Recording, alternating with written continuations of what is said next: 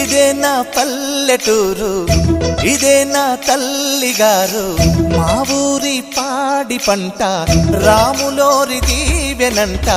తల్లి గోదావరి నీళ్ళు కడిగే సీతమ్మ పాదాలు, ఊరంతా హాయ్ హాయ్ హాయ్, మనసంతా హాయ్ హాయ్ హాయ్.